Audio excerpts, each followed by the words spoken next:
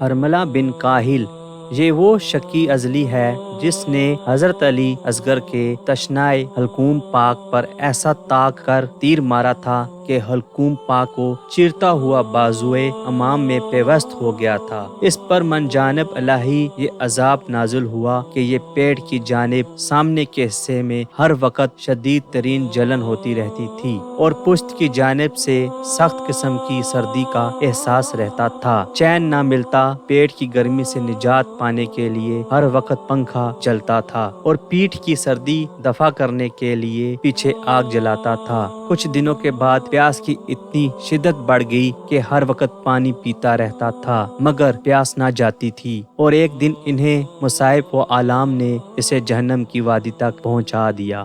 جابر ابن یزید ازدی یہ وہ شخص ہے جس نے امام حسین کے جامع شہادت نوش فرمانے کے بعد سر مبارک سے امامہ شریف اتارا تھا۔ یہ بد نصیب پاگل ہو گیا، گندی نالیوں کا پانی پیتا اور جانوروں کی لت کھاتا ہوا مرا۔ جعونہ حضری یہ وہ بدنما شخص ہے جس نے بعد شہادت امام عالی مقام کے جسم عطر سے پیراہن مبارک اتار کر خود پہن لیا تھا۔ کوہڑی ہو گیا، اس کے جسم کا ایک ایک عضو سڑ گیا اور اس موذی اور گھناؤنے مرض میں اس کی ناپاک روح نکلی۔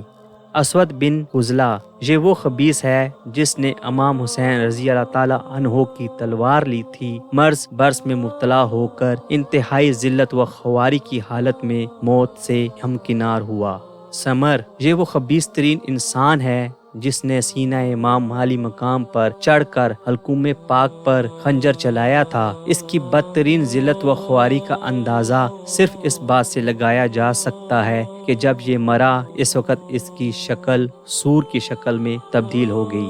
خولی بن یزید قتل ہونے سے پہلے خدائے قہار کی جانب سے اس پر عذاب کے موکل مقرر کر دیے گئے تھے، جو ہر رات میں اس کو الٹا لٹکا کر اس کے نیچے آگ جلاتے تھے۔ پھر مختار نے اسے قتل کرا کے آگ میں جلوا دیا۔ غرض کے ابن سعد، سمر، قیس بن اشعث، خولی بن یزید، سنان بن انس، عبید اللہ بن مالک وغیرہ ظالم کربلاؤں کو مختار نے سخت ترین عذاب کے ساتھ قتل کر کے ان کی ناپاک لاشوں کو گھوڑوں کی ٹانپوں سے روندا کر ہڈیوں تک چور چور کرا دیں اور انہیں خاک میں ملا دیا۔